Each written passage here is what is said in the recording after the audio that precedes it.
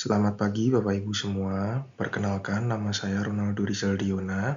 Izinkan saya untuk melakukan presentasi pada hari ini yang berjudul Membangun Self-Awareness Masyarakat Daerah DKI Jakarta dalam Pengelolaan Air Bersih Berkelanjutan. Presentasi ini bertujuan sebagai tugas akhir ujian mata kuliah kewarganegaraan.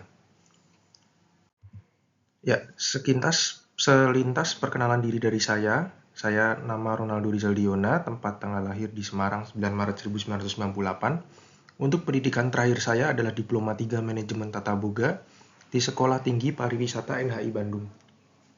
Untuk pekerjaan saya saat ini sebagai Food Service Acquisition Junior Manager PT Mulia Bugaraya. Untuk domisili saya ada di Denpasar, Bali. Untuk yang pertama adalah latar belakang masalah. Jadi di sini tuh air bersih merupakan kebutuhan dasar manusia. Setiap orang itu pasti memerlukan air untuk bertahan hidup. Baik untuk minum, untuk mandi, atau mungkin untuk memasak. Jadi air bersih ini merupakan kebutuhan pokok. Nah, dari latar belakang tersebut dikembangkan lagi, terutama untuk di daerah di Jakarta. Tantangan di Jakarta ini yakni masih banyaknya pencemaran dan penurunan muka tanah, eksploitasi air tanah juga. Sehingga di Jakarta ini masyarakat kesulitan mendapatkan air bersih. Kemudian yang kedua ada self-awareness masyarakat ini masih rendah dalam menjaga lingkungan. Setelah di latar belakang masalah, kemudian ada rumusan masalah. Jadi dari rumusan masalah ini adalah bagaimana kondisi akses air bersih di Jakarta. Habis itu bagaimana perilaku masyarakat berkontribusi pada pencemaran. Kemudian ada mengapa kesadaran masyarakat masih rendah. Dan bagaimana meningkatkan self-awareness sebagai solusi. Rumusan masalah ini didapat dari kita melakukan riset terlebih dahulu. Setelah dari riset tersebut ditemukan beberapa latar belakang dan akhirnya kita menetapkan ada 4 rumusan masalah. Nah, kemudian hasil temuan di lapangan, ini yang pertama adalah ada warga yang masih bergantung pada pembelian air. Beberapa narasumber yang kami wawancara, itu kerap mendapatkan tetangga atau bahkan dirinya sendiri itu masih membeli air keliling atau PDAM. Nah, dari sini sehingga masih bisa disimpulkan bahwa memang saat ini tuh kebutuhan air bersih itu masih sangat susah. Dan mereka tuh ada beberapa juga yang mengeluhkan bahwa ketika menggunakan air sumur, itu dia lebih bau, kemudian berwarna keruh. Sehingga mereka memutuskan untuk memasak, kemudian untuk mandi, mereka akhirnya membeli air nih, terutama mungkin di air keliling atau di PDAM. Nah, kemudian pembelian air ini juga menunjukkan bahwa buruknya kualitas air yang ada di Jakarta.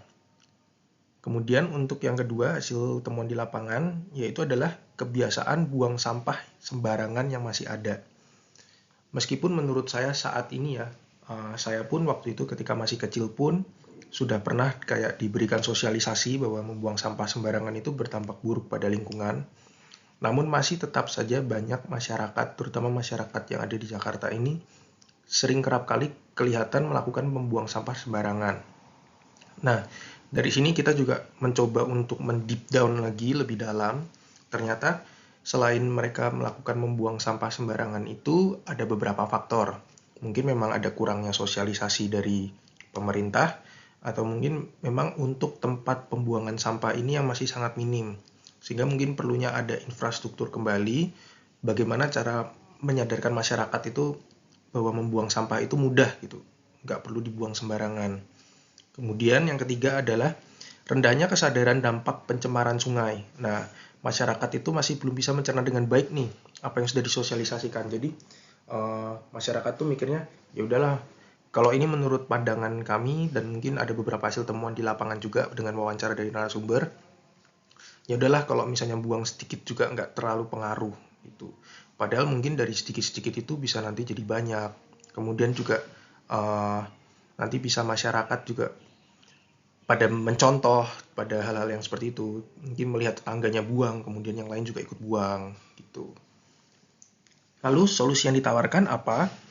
Jadi yang pertama itu ada edukasi dan kampanye digital, baik secara infografis ataupun video. Karena saat ini sudah era digital, dan mungkin kita juga agak susah untuk mensosialisasikan kepada masyarakat mungkin yang sudah berumur.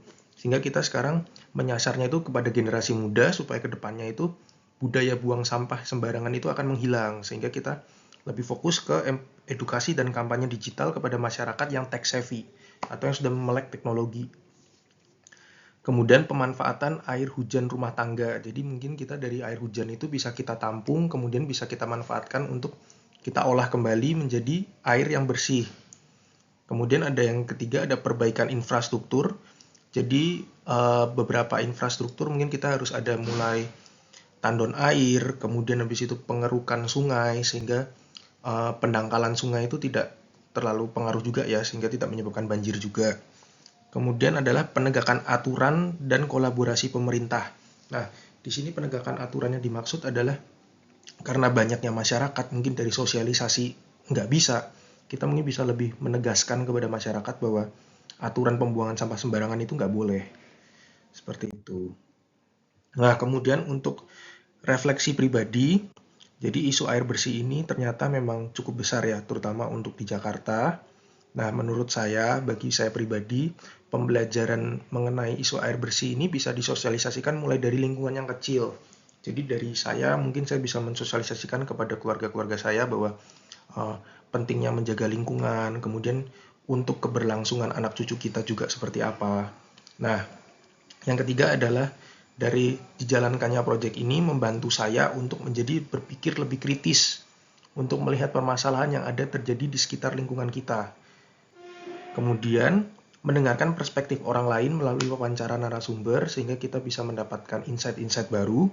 Kemudian melakukan kolaborasi bersama-sama bagaimana kita bisa meningkatkan awareness masyarakat dalam pengelolaan air bersih, terutama di lingkungan Jakarta. Ya, sekian presentasi dari saya. Terima kasih.